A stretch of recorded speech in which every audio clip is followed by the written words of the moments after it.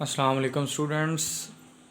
Class 8 science chapter number 8 measurements of physical quantities. आज हम measurements of physical quantities वाला chapter पढ़ने जा रहे हैं। तो इसमें बेटा आपके पास दो चीज़ें हैं, एक मेजरमेंट्स हैं और दूसरा है फिज़िकल क्वांटिटीज़। तो सबसे पहले हमें फ़िज़िकल क्वांटिटीज़ के बारे में पढ़ना है, उनको जानना है कि वो क्या है। तो एक्चुअल में फ़िज़िकल क्वांटिटीज़ आपके पास जितनी भी मेजरेबल क्वांटिटीज़ हैं, जिनको भी आप मेजर कर सकते हैं, वो आपके पास क्या कहलाती हैं जी, फ़िज़िकल क्वांटिटीज़ कहलाती हैं। फॉर एग्ज़ाम्पल लेंथ है, उसको आप लोग मेजर कर सकते हो, मास को मेजर कर सकते हो, टाइम को मेजर कर सकते हो, एरिया को मेजर कर सकते हो, वेट को मेजर कर सकते हो या वॉल्यूम को। ये सारी आपके पास क्या है जी, फिज़िकल क्वांटिटीज़ हैं। फॉर एग्ज़ाम्पल आपसे को कह देता है कि ये बोर्ड मार्कर है, इस बोर्ड मार्कर की आपने क्या करना है जी, लेंथ को मेजर करना है, तो आप कर सकते हैं, इस बोर्ड मार्कर की लेंथ को मेजर कर सकते हैं। उसके बाद आपसे कह दे जी इस बोर्ड मार्कर का मास कितना है, तो आप इसके मास को भी मेजर करके बता सकते हैं जी, उससे इंस्ट्रूमेंट से।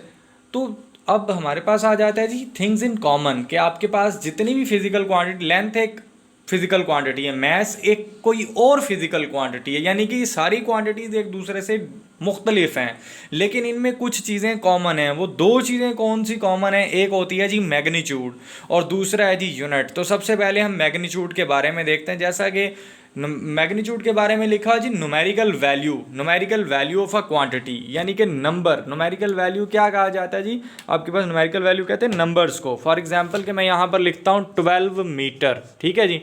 अब आपने देखा मैंने लिखा है जी 12 मीटर। 12 मीटर में ये जो 12 चीज़ है ना, ये जो नंबर है, ये जो मिकदार है, ये आपके पास क्या कहलाती है जी, मैग्नीट्यूड कहलाती है, ठीक है जी। आपके पास मैग्नीट्यूड क्या होती है, वो जो नंबर होता है, वो जो क्वांटिटी की मिकदार होती है, उसको आप लोग क्या कहते हैं, मैग्नीट्यूड कहते हैं। और दूसरी चीज़ आपके पास होती है यूनिट। यूनिट क्या होता है, आप एक स्टैंडर्ड सेट कर लेते हैं किसी क्वांटिटी के लिए, फिर उसके बाद आप उसको क्या करते रहते हैं, दूसरी क्वांटिटीज़ को उसके साथ मेजर करते रहते हैं, आपके पास वो क्या बन जाता है, एक यूनिट बन जाता है। अब यूनिट की मिसाल मैं कुछ आपको इस तरह दूंगा। आपने देखा होगा, आप कोई भी चीज़ लेने किसी भी शॉपकीपर के पास जाएं तो उसने अपनी जो तराजू होता है उस पर एक साइड पर एक पत्थर रखा हुआ होता है। अब मुझे चाहिए जी 1 kg राइस, ठीक है, 1 kg राइस चाहिए। अब उसका एक पैन है और ये अटैच करके ये मैं दूसरा पैन लगा देता हूँ। ये डायग्राम तो ऐसे ही बनेगी, लेकिन आप बस समझने के लिए। अब उसने यहाँ पर एक रखा हुआ होता है जी पत्थर, ये पत्थर मैं रख देता हूँ, इसके ऊपर लिखा हुआ है जी 1 kg। अब मैं यहाँ से इधर राइस डालना शुरू कर देता हूँ, ठीक है जी। यहाँ से राइस मैं इसमें डालना शुरू किए। अब मैंने डालते जाना है जब तक ये इसके बराबर ये वाली चीज़ जो है लेवल नहीं होती। इसका मतलब क्या है, मैं इसके लिहाज से इसमें राइस डाल रहा हूँ, इसके अकॉर्डिंगली मैं इसमें डाल रहा हूँ। तो इसका मतलब क्या है कि मैंने एक स्टैंडर्ड सेट कर रखा है 1 kg के लिए, एक स्टैंडर्ड सेट कर रखा है जो कि आपको क्या करके देगा, मेजर करके देगा। तो इस स्टैंडर्ड को क्या कहेंगे, यूनिट कहेंगे। अब आपके पास फिजिकल क्वांटिटीज़ काफ़ी दो टाइप्स होती हैं इनकी, एक होती है बेस क्वांटिटीज़ और दूसरी होती हैं ड्राइव्ड क्वांटिटीज़, ठीक है जी। तो बेस और ड्राइव्ड क्वांटिटीज़ आप लोगों के पास इनकी फर्दर टाइप्स होती हैं, आप क्लास 9th में पढ़ेंगे। तो मज़ीद मैं इसको यहाँ पर डिस्कस नहीं करूँगा। आपके पास नेक्स्ट आपका जो टॉपिक है वो है जी सिस्टम इंटरनेशनल यूनिट्स। 1960 में पेरिस में तमाम दुनिया के साइंटिस्ट की एक जो कॉन्फ्रेंस हुई थी वेट्स एंड मेजरमेंट्स के हवाले से, तो उसमें कुछ यूनिट्स डेवलप किए गए थे पूरी दुनिया के लिए, जिसमें आपकी साइंस और टेक्नोलॉजी की जितनी भी चीज़ें थी और दूसरी जितनी चीज़ें थी उनको एक दूसरे से तबादला या लेन देन करने के लिए, इंपोर्ट एक्सपोर्ट के लिए, तो हम वो यूनिट्स उन्होंने क्या किए थे, मुकर्रर किए थे। जिस तरह लेंथ है, इसका यूनिट क्या है जी, मीटर है। लेंथ का यूनिट मीटर है। तो आपके पास जब भी हम लोग लेंथ को मेजर करेंगे तो उसका सिस्टम इंटरनल यूनिट मीटर होगा। फॉर एग्जांपल आपने इस बोर्ड की लेंथ मेजर करनी है तो आप क्या करेंगे, इस बोर्ड की लेंथ इन मीटर्स मेजर करेंगे। भाई 10 मीटर है, 8 मीटर है, 4 मीटर है। फिर हमारे पास आ जाते हैं जी मैस है, इसका यूनिट किलोग्राम है, ठीक है जी।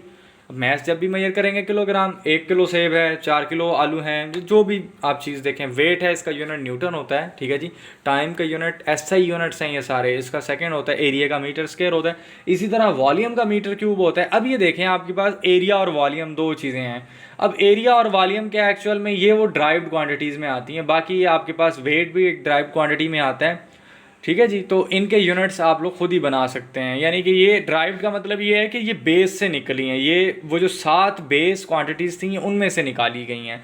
अब रोल क्या होता है जी आपकी जो है इसका ऐसे यूनिट्स का, तो जितनी हमारा हमने एक्सचेंज करना होता था साइंस और टेक्नोलॉजी के हवाले से चीज़ों का, क्योंकि दुनिया डेवलप होने लग गई, हर चीज़ बनने लग गई, इक्विपमेंट्स बनने लग गए, एसेसरीज़ बनने लग गई, तो अब हमने उन एसेसरीज़ का पाकिस्तान ने चाइना से, चाइना ने अमेरिका से, अमेरिका ने अफ्रीका से, इंग्लैंड से, यूके से, ये किस तरह इसका जो है आपने तबादला करना है। तो वो तबादले के लिए पूरी दुनिया के साइंसदानों ने क्या किया था जी, वर्ल्ड वाइड, यानी कि पूरी दुनिया में वर्ल्ड वाइड क्या किया था जी, यूनिट्स बनाए थे।